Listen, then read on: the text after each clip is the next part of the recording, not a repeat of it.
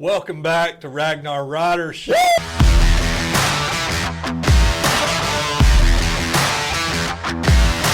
Welcome to Ragnar Riders Shop Talk, the ultimate pit stop for all things two-wheeled and roaring. We are mostly ordinary guys who live and breathe the motorcycle lifestyle. From our personal journeys to gripping product and accessory reviews, bike builds that redefine the road, the latest industry buzz, and a sneak peek into our future travels, consider this your front row seat to our motorcycling odyssey. So kick back, relax, and let the engines roar as we dive deep into the world of chrome, leather, and the sweet symphony of the open highway. Welcome to Ragnar Riders Shop Talk, where the rubber meets the road and the stories unfold in the wind. Welcome back to Ragnar Riders Shop Talk. Rachel's getting fired up tonight. Sorry guys, we've been going for about 10 minutes here before we said hello to the camera. But, that's right. So I'm DJ Sealing, John Woody, Randy B. Hope you know us by now. But tonight I want to talk about parts. Like we've talked about build components and we've talked about bikes and Harley's release and all that kind of stuff. But there's those parts that are on every bike. You know, we're fixing to go to Daytona. We're fixing to walk into a destination. There's going to be, I don't know how many hundreds, thousands of bikes. There's going to be dozens and dozens of vendors selling all kinds of parts. Stuff. But where do you start? Like you've got your new bike and you're like, okay, well, what's the first thing you're going to do to it? Well, we've talked about this before. I'm a big proponent of what I call, and I think is referred to as the rider triangle. And that is getting the bike fitted for you to where you're comfortable in whatever upright, laid back, forward control, whatever that is, of having from the handlebars to your seating position to your feet would be the definition of the riding triangle. So to me, that is the first thing that I think you need to address. You know, some people are going to say, you got to throw a stage one on it. Some people are going to say suspension. But for me, I think addressing your rider triangle so that you're comfortable and can maintain control of that bike for safety reasons is number one.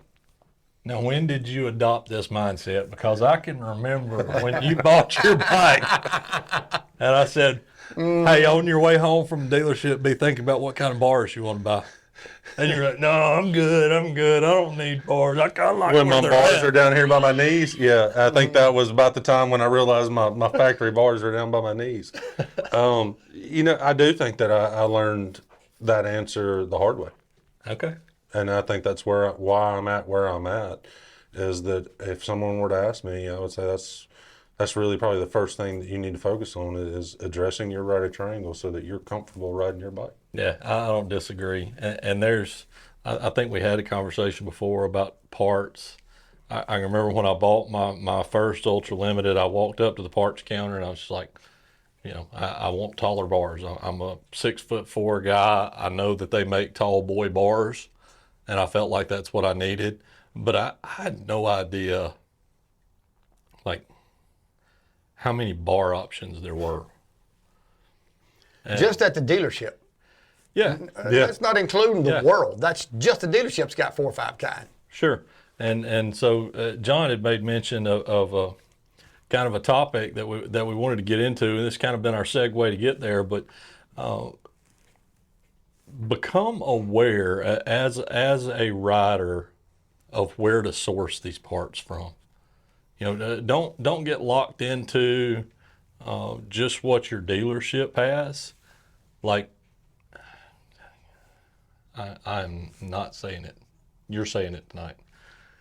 Come on. Well, I don't know this is where you're going, but obviously, the tunnel, we've talked about it. You tunnel vision in at your local Harley dealership, and you may be blessed with a very knowledgeable part counter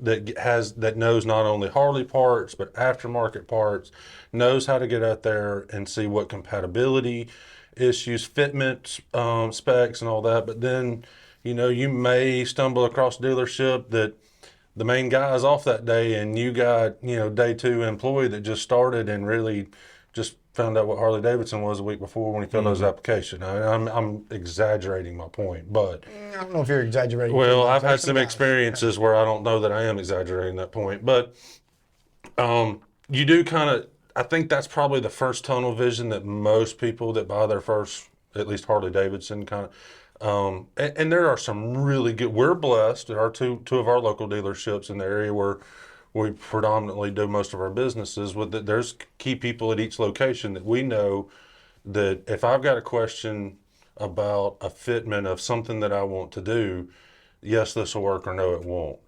But I've also been to other dealerships where, like my Low Rider S, there's some things that I'm wanting to do. It's got a forward control conversion kit on it, but the conversion kit, because of COVID at the time, was just a chrome. I want it black. So I went to, and I said, that brake lever right there, I want that. No, that won't work on your bike. What do you mean it won't work on my bike? It's on a Heritage soft. No, it won't work on your bike. Because it wasn't in a cookie cutter catalog. Right. He didn't know that's not an option. Well, yeah, it is. There's plenty of options out there. And so the level of frustration instilled in me until finally the parts manager said, "Now, what is it you're wanting to do?" Then we went into looking at parts breakdown indexes, and we found, okay, this is the part that'll work. But I think that was kind of the biggest, or one of the first things that I realized is there's options outside of your local Harley dealership to do some of this research, but then also know who you're talking to that's on the other side of that counter. Does that make sense? Yeah, well, I mean, you brought up the brake lever, but I think the situation that stands out to me the most was probably the tail light on your tour pack. Yeah. So I'll let you elaborate on the details on that, but that was kind of the aha moment that kind of, reinforced the suspicions that we had on where all these parts are sourced from, and understanding of what they say at the P&A counter is not the gospel. Right.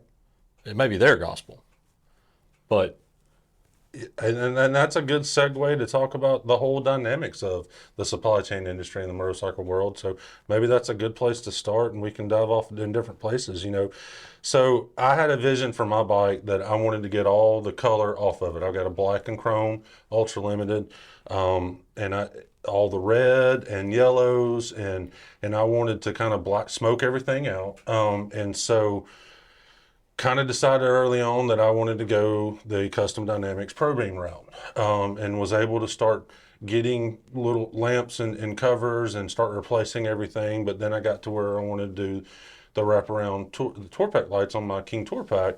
Well, at that time, because of supply chain issues, they weren't available.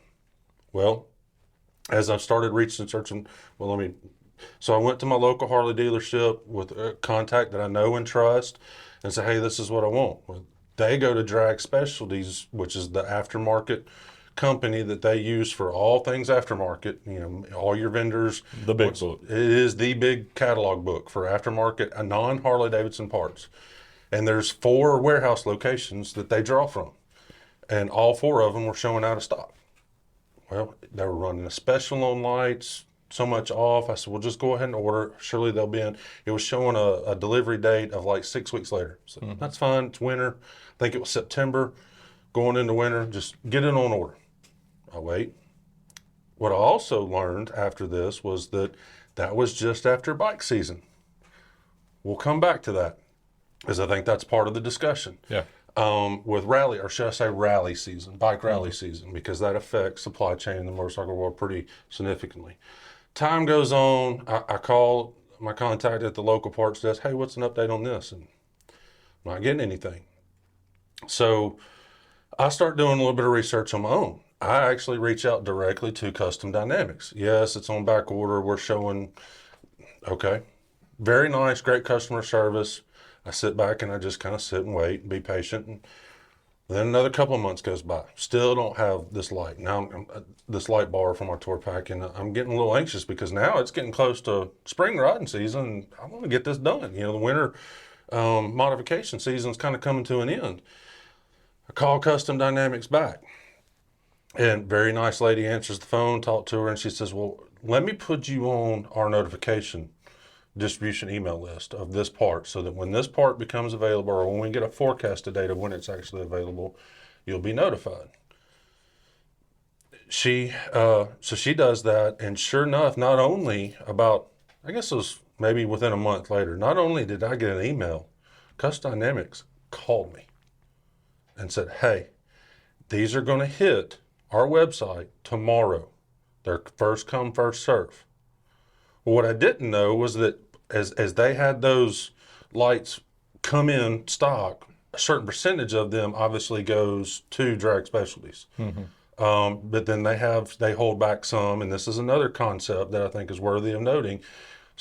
And this is with all these vendors, and I've dealt with this with other vendors, is that they will hold some back for their website sales. They portion a certain piece of the pie chart to of however many they get in to go to Drag Specialties, go out to all the dealerships. And then there's a certain pie portion of that goes strictly to the trucks that are going to rallies. And this is all the stuff that I learned through this process. Long story short, I call her, I said, give me your direct line number. I call her back next day, I order my light. Now, I'd already paid for it at the local Harley dealership. Anyhow, I get it shipped back, and then literally 30 minutes after I install it on my bike, local Harley store calls me and said, hey, your light's in. By that time, hey, I'm good. So anyhow, but I learned so many dynamics of when you look at the supply chain world of motorcycles. So I've already talked about, we've got HD parts, you've got Drag Specialties, and there's others out there besides Drag Specialties. Kuryakin was a major aftermarket manufacturer that just got bought out by Tucker Power Sports, that has since been bought out by somebody else. And these are mass distribution companies that are buying out these parts manufacturers. They're going through some of that handoff and purchases. There's a lot of Kuryakin parts right now that they show on the website, but they've been unavailable since last August because as they've gone through these mergers. But just in the next month, rally season's about to start. Remember me talking about that pie chart? They're going to dedicate a certain percentage of available parts to be on those trucks that are traveling the roads. And the first one that's going is Daytona Bike Week. And then it's going to leave there and go to the next stop and the next stop and the next stop. And I've literally had conversations with some of these vendors that have said, well, let's see what's still on the truck when it gets back from Sturgis. I've had a vendor tell me that because we're out with our internet sales. Drag Specialties is out. But if there's one on that truck, when it comes back from Sturgis, I'll give you a call. And so there's so many dynamics that when you start looking at these aftermarket parts, not only with fitment, but availability and understanding the supply chain world is something that you have to manage specifically when you start getting into customization. Yeah, it was some Custom Dynamics lights. I don't remember which bike, may have been my Softail, but I can remember Custom Dynamics was out. Harley, they just didn't have anything on the shelf, and I'd kind of shelved it for a while. I don't need these lights right now. It wasn't that important. But then we end up going down to Panama City or somewhere and going by Rick Rack. Rick Rack's got them stacked to the ceiling, and it was kind of evident then, like, okay, I see how this goes. Rick Rack's not going to say no. They're going to sell every LED they can. Yep. And so when that order form comes to them, how many Custom Dynamics lights do you want? They check the box that says all of them. Yeah.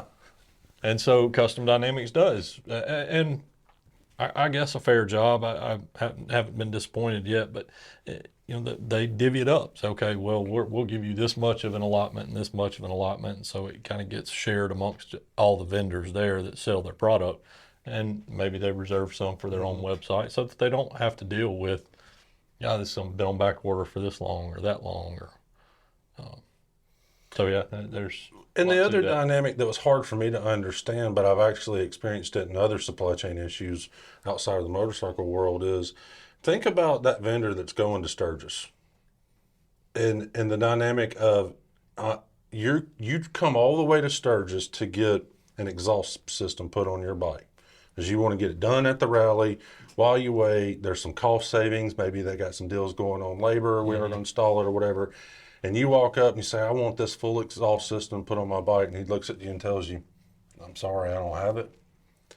They're going to do everything they can to make sure that they have product available at that rally. And there's a lot of reasons for that, but that's got to be their primary goal for marketing, because how bad is that going to look when you go to whatever vendor A, XYZ's tent, and they don't even have the product that you came all the way to Sturgis or Daytona to get installed on your bike? So they're going to do everything they can to make sure that truck is stacked out with surplus of whatever parts that might be on the hot item right there.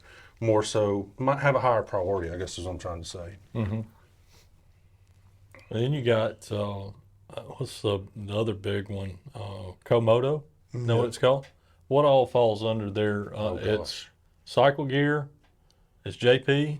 JP, Revzilla, and then I think they're, and I think they sell directly to like smaller type stores. I think that's right. Do they? Yeah. Okay. Yeah. That was one They're thing that drags. was kind of telling to Drags. me is early on I'd find myself shopping Revzilla, and then if I didn't find what I was looking for there, I was jumping over to JP Cycles, and then come to find out they're all pulling from the same warehouse. I think Revzilla is actually the ones that bought them all up.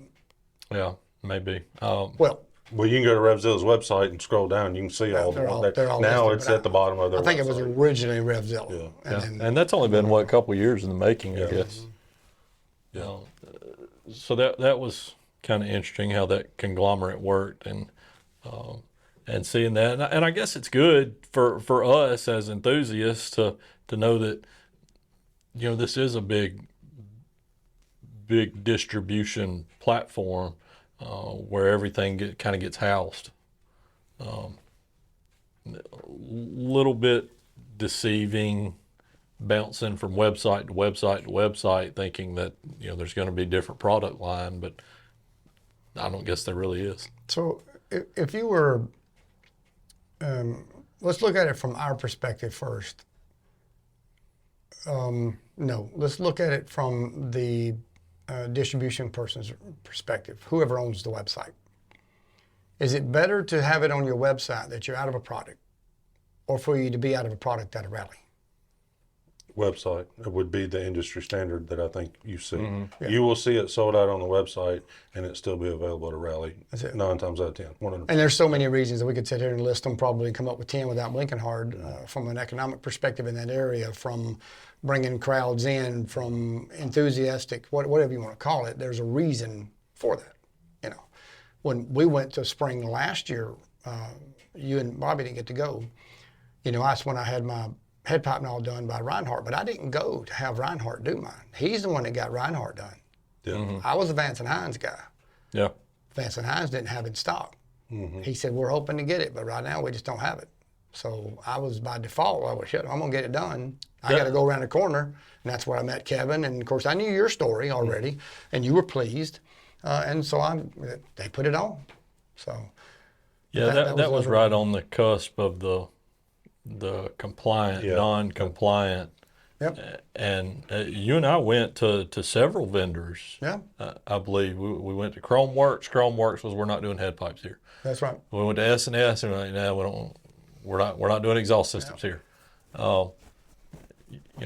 Whatever the EPA restrictions were on that, it's above my pay grade and whatever. But I think that was the reasoning for that. Yeah. Nobody was straightforward enough with us to say, no, I don't have those because I can't have those because we're got our hands tied behind our back on those, or whatever the case may be. Yeah, that was last spring, and I don't know the exact date and deadlines of compliancy for all the major exhaust vendors, but there was a rush to get products out there after R&D to have a post-compliant exhaust system with header pipes and everything. And when Daytona hit Bike Week happened in the spring, they were still in that debacle, and so that rally I went to, there weren't many options available because they had already been put on notice from. Well, Kevin had, part of his selling speech, Reinhardt, was that everything they had right there was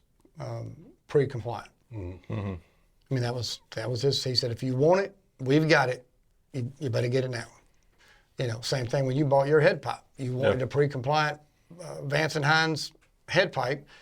You looked everywhere for one. Nowhere to be found, and all of a sudden, one of our local dealerships I had to find one sitting on a shelf. on the somewhere. shelf that had Got lucky. dust all over it, been sitting there for I don't know how long, and you bought it and it sat in your basement for a year. But even inside the Harley warehouse, you had an experience with some CVO foot pegs, or was it where? Well, that's idiocy of the people behind the counter. That ain't got anything to do with supply chain. Yeah, that wasn't a supply chain issue. Well, it might that have was a been brain supply- cell issue, yeah, I think, that's- what that that's it. came down to. But But still though, I mean, that goes back to that whole, you know, we went to 2 dealerships here locally, and we got the same response. You know, I mean, it was just can't do it, ain't gonna fit, blah blah, and we just randomly walk in one in Knoxville, Tennessee, and the guy was like, "Yeah, you want it?" So, and what that was that the CVOs at the time, it was the Dominator series for, was it Dominator? No, Defiance. Defiance series is what they were putting on the CVOs. And with the CVO, that little inset of the Harley Bar and Shield had a painted red inset. But you could get the Defiance series off the shelf at any Harley dealership that did not have that red inset for the CVO. Yeah, it says HD on it. You're right, on the instead of the Defiance. red Bar and Shield, which is exclusive to CVOs. Correct. So, but you wanted to match that. You wanted the CVO version. Yes. And you were kind of getting the runaround until you Right. went to another dealership and like, no, I can get it. I just And got to what- pull up in the parts catalog breakdown and that's what index and happened. order it. Well, and that's what and I think one time I went, I don't know if you were with me, but one time I went and I said, okay, let me get this right. I'm riding my bike along, I wreck it, all right? It messes up the rear passenger foot peg, which is the exact of what I want. I actually just want those 2 to put on the front. Crash the bike, messes it up, I got to order a new one. Can I get it? Oh, yeah. That's what I want. Yeah. can't do it. No, can't do it. Can't do it. No. Let's back up. I crashed the bike. I ruined the highway peg, passenger. I got to buy another one. Can you get it? Yeah, buy me 2. There we go. Just buy 2. I'll put one on the front. Yeah. Anyway, but spelling it out still wouldn't. And here's the why, because you brought it up earlier. When they looked in the catalog, and look, I'm not going to take anything away from these parts people. They're trained and they do what they do. But we do what we do, and here we are doing what we do, bashing them to a degree. But, you know, they go down that list. And if it's not in there like it's supposed to be, for them to recognize it, then their response to us is, we can't get it. Yeah. It's not for you or it don't fit. So what we needed them to do, and we finally figured it out, was go down and look at the passenger foot peg. Forget the highway peg. Just pretend like we didn't even say highway peg. Yeah. Go to passenger foot peg. I want 2 of those. We ordered 4 of them. He got the chrome version. I got the blacked out version. Boom, we were all happy. Come in a few weeks later, and he shipped them to us from Knoxville. I think the biggest gripe I've got with that is I kind of felt like if it was not, you know, cookie cutter easy for them to do, they just weren't that interested. And I think they've learned us by now to know that we may not necessarily take that for an answer. No, it's not good enough. And our parts people have gotten a little better in 50% some of them. instances, you know. But, you know, we've talked about this before. These companies out here that supply these parts, I mean, they want to sell their product, believe it or not. I know that's a strange concept to wrap your head around, but they've been very accommodating. I've not had a bad experience that I can recall with an aftermarket company, be it Custom Dynamics. You spoke of their customer service, top notch. I've had to have phone conversations with them that, you know, it just went better than you anticipate. You know, recently when I did my Road Glide build, I wanted new hoses. The guy that put the hoses on my bike before I bought it, it had, well, I've got 17-inch bars, I think is what they are. Well, so he had to put hoses on it, and I didn't like the way that he did the fittings at the top. It's probably just me being a little too picky about it, but I wanted new hoses. Went to the parts counter. The guy orders the wrong ones. They come in. I take my bike to the dealership. We roll it back there. We're putting it on the lift. We go get the parts that he orders. The mechanic looks at it and says, "I'm not putting these on there." We're not even allowed to put these on there. We don't even know why he ordered these. So the guy in the back office is bashing the guy in the front office, and you're going, hey, I just wanted hoses on my bike. So I give them another, couple of weeks. They're going to order new ones. That doesn't happen. They never Didn't the come owner of the in. dealer walk through and see that and go, what are those doing here? Yeah. Why aren't that not those the in my same dealership? situ- is that the same- We're not doing that. Yeah. There's too much liability in pressing those ends on and making these hoses up, and there's too many options out there. Yeah. We're just not doing it. But I kind of left the ball in their court again to order the hoses correctly, and they still didn't do it. So I ended up calling Magnum. Let me tell you, it took me about 7.5 minutes, pleasant conversation, nice lady on the phone. What kind of bike you got? And I'm telling her, oh, those are really nice. I like those. My husband had a da-da-da-da-da-da. Yeah, you need this kit. Oh, but you don't need these parts or these parts because you've already got our hoses. You just need this part and this part. $171, and 3 days later, I got the hoses that I need. Just like that. Just like that. And I would say that that's standard across the industry. I've had similar conversations with Legend Suspension. I've had similar conversations with Thrash and Supply for the LRS on some stuff that I'm wanting to do that maybe isn't so self-explanatory on the website. You pick up the phone, you call them, you email them. I've gotten phone calls and actually having conversations right now with a product Too Late in Life has out there right now with Lance, and something that he displayed in the CVO video. And I was like, hey, I want that. So, reaching out to some of these vendors, they're more than willing, back to your point, they're wanting to sell their product, and anytime you have something that's a one-off type scenario, there's ways to get information and find people that are willing to help you and find out what fitments will work and what won't, and find a solution for you. I remember being at Daytona this past fall and looking, the new thing is putting the FXR fairings on the front of whether it be an LRS or a Road King or different variations, but there's some different brackets. And then I had a situation where I've got the high-low bunking bars on the LRS. Well, that's the same mounting point as where this FXR fairing at one of the vendors had. And I was like, all right, I got a problem here. What's the solution? And he pointed me down the road to another vendor that had a solution because of a relationship that he had, and said, here's your solution. This is a bracket you can put on, and it suffices both needs. It's like, wow, cool. Do you think majority of the parts counters at your local area? No, I mean, it's not trying to knock or bash, because they serve a great purpose. I mean, don't get me wrong. They serve a great purpose, but there's all kinds of options out there on supply chain. I think I think they do their job. Absolutely. And they do it well. They do, and they don't go beyond that.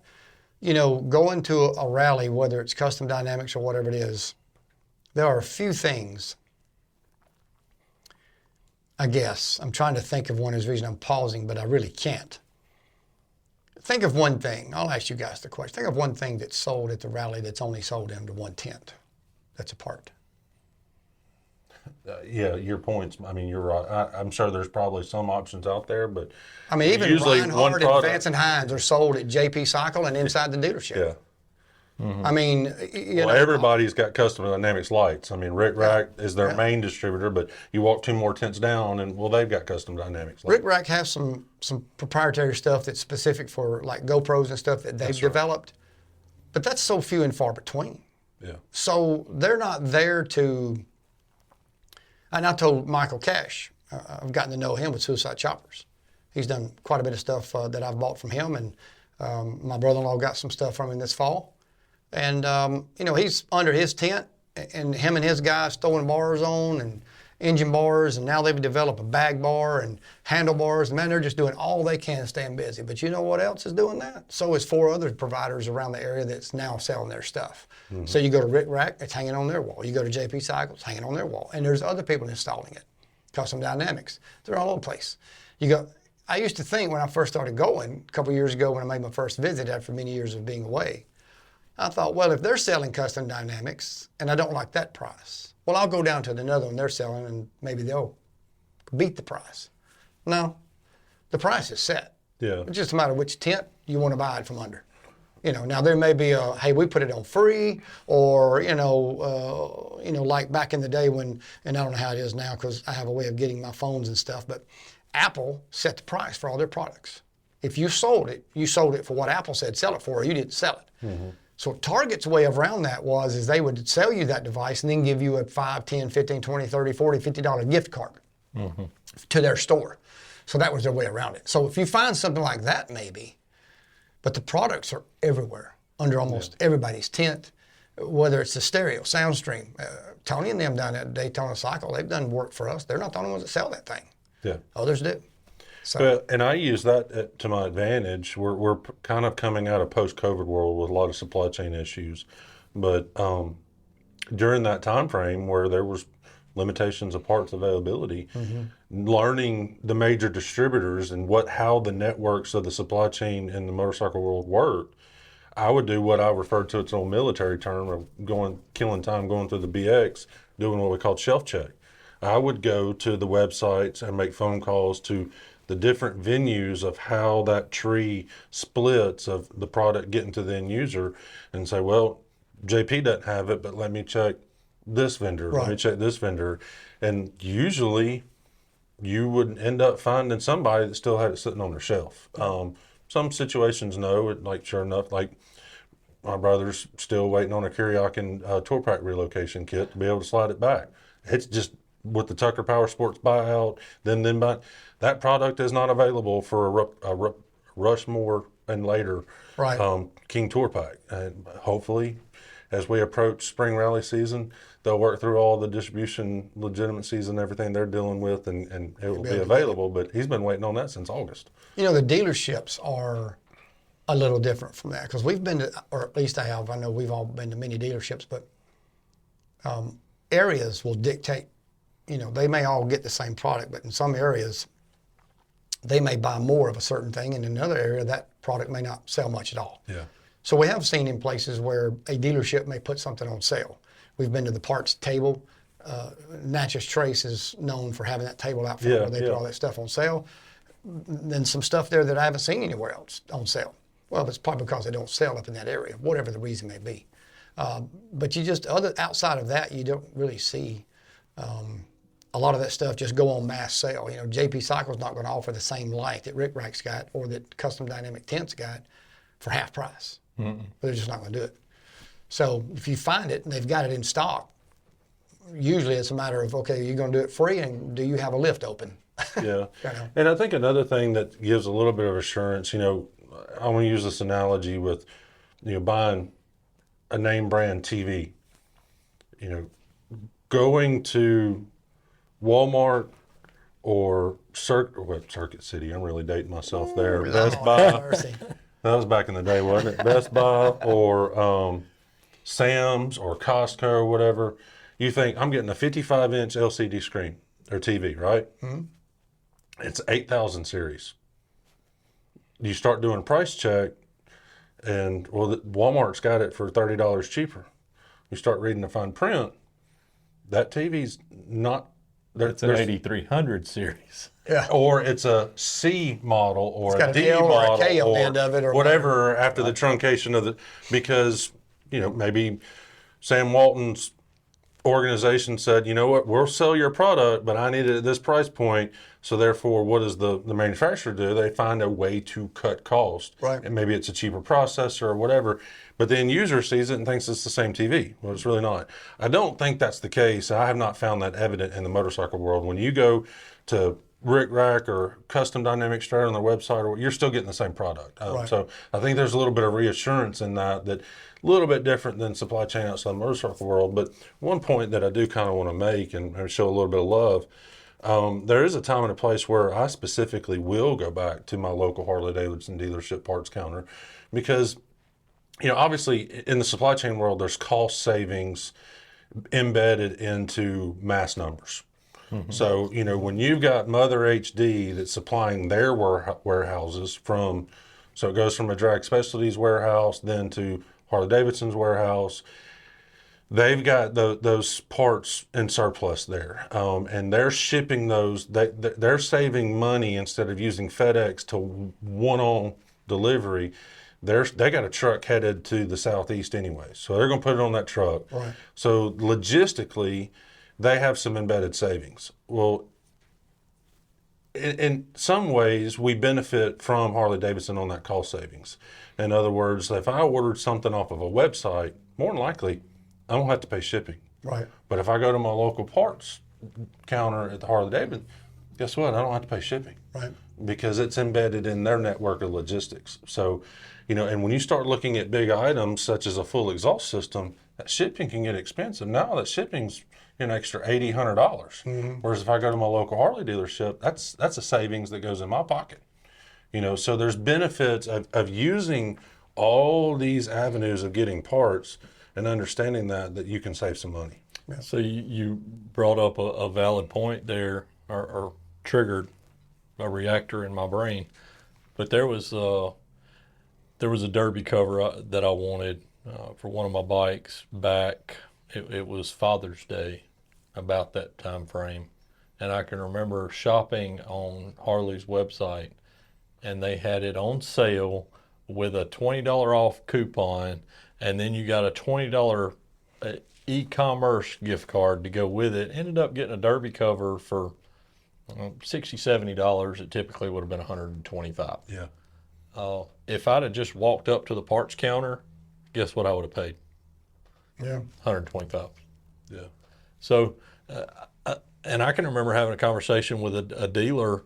I don't know how long ago this has been. Probably a couple of years ago, on the right after COVID, and we're able to start getting back into things.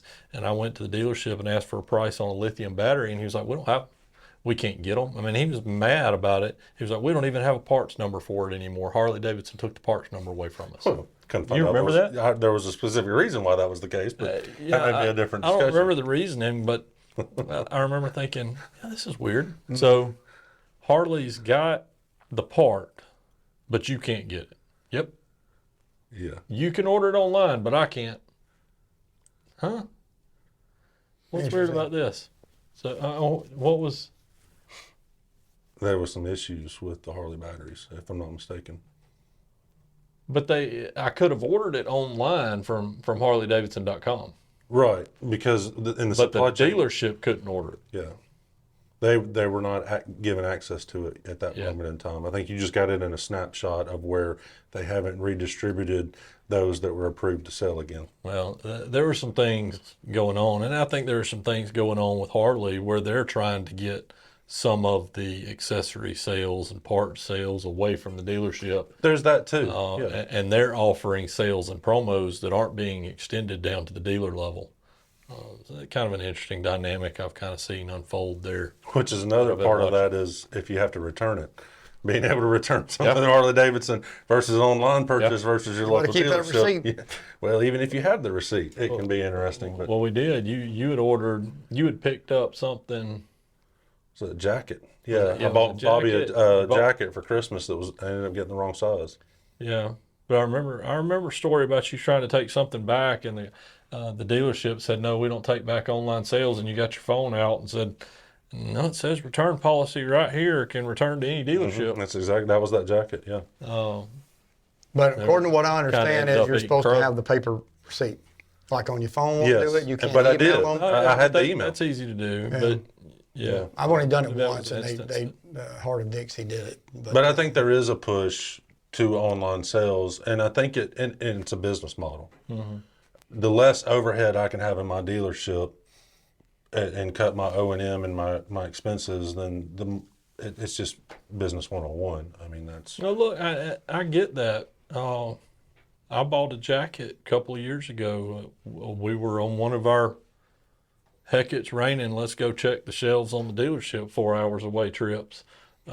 Went in, found a jacket that I wanted, that they didn't have my size, and the lady was like, I can order it for you and ship it to you. Well, what's that going to cost? Well, it's got to get shipped here. I can't ship it direct to you, but as soon as it comes in here, I'll ship it to you, and it'll be, $27. I was going, I'll just wait till I... Or you could go to the website and order it all, and then get free shipping. Yeah. So... I think the dealerships are they're set up to sell to the local guy that does not know anything about the outside world of parts. Well, they'll sell to you and I if we go in there and want something, and I've bought a few things, but there's no way that somebody that has the knowledge of the aftermarket, where I'm closing my eyes to make sure I say this right, a guy that has the knowledge, even really that we do better, a little worse, of the aftermarket world, and I'm saying Harleys for right now,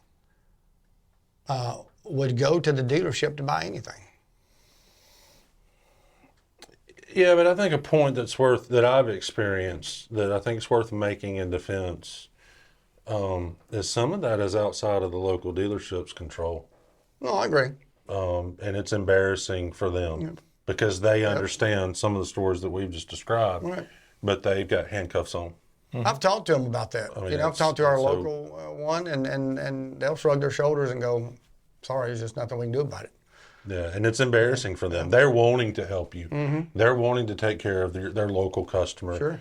And there's limitations that they have by, we'll call it some higher process that they're struggling Well, that's like Harley has rules and regulations about, and I learned this YouTube, because masters of degrees there. If I wanted to buy a motorcycle from a dealership in another state, I am going to have to pay fees that I would not have to pay in my local dealership. Depends on state to state, yeah. But Some of that's state driven, yeah, but Harley has regulations and clauses that forces that issue. If I'm located in Alabama and I've got 2-3 dealerships nearby and I want to go to Matt Laidlaw in California to buy a bike, whole different dynamic there. even outside of the whole state thing, they've got stuff in place that tries to prevent that. They want the dealerships to serve their region, their area, Which is and a that's good it. design. Don't want people going because Matt's got the exact same bike at a third the price or whatever the scenario may be. I just watched this video yesterday or today. Your buddy Ryan Erlacher. I say that with a nice chuckle. Ryan, we love you, buddy. One day you'll probably see this. He comes down on one of his rides with some guys, and they go into Matt Laidlaw's dealership, and his company's guys picks up a couple of bikes, new ones. Now, Ryan just recently bought him an Indian, but he's owned Harleys. And they go in, and Matt says, you pay California tax if those 2 wheels hit the asphalt outside this dealership. And by hitting the asphalt, that means that it's not on a professional, dealer-approved moving truck that will ship it back to your state. So that's one thing. So if I go in there, I buy the bike. Oh, I know what it was. The regulation. Harley requires you to sign your paperwork in person. There's no remote signing. So if I went to, and I don't know how old this video was, all right? Could have been a year, maybe a couple years, I don't know. It looked decently date-wise. But if I wanted to buy, I could call, get everything done over the phone. But when it comes time to sign the paperwork, I've got to go to that dealership and sign it. Or I can't buy the bike. Yeah, I don't have any knowledge on that. What I do have a little bit of knowledge, and you kind of spoke to it, and just there are some specifics with California, with some of their EPA regulations that any bike Harley ships to California is locked to California. Well, CARB gets most of that. I mean, Yeah, it's CARB one is the regulation. driving force behind a lot of it. You're absolutely right, spot on. And CARB is some acronym for. It's California Air. And you would Something, not something, want to go from a non-carb bike to a carb bike just to. Yeah. No, they're a little different. There's no doubt.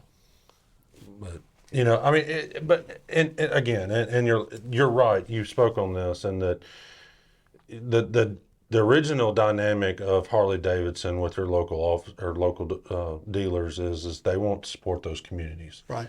And I've always had a huge heart for supporting local business, because if you don't support that local business, when you're out on the ride and all of a sudden something happens, let's say, God forbid, your mirror falls off or whatever, having the luxury of being able to stop by, drive 20 minutes to your local Harley dealership is a huge benefit. Yep. And if you don't support them on an annual basis, it's supply and demand. That dealership may go out of business if they don't move enough product.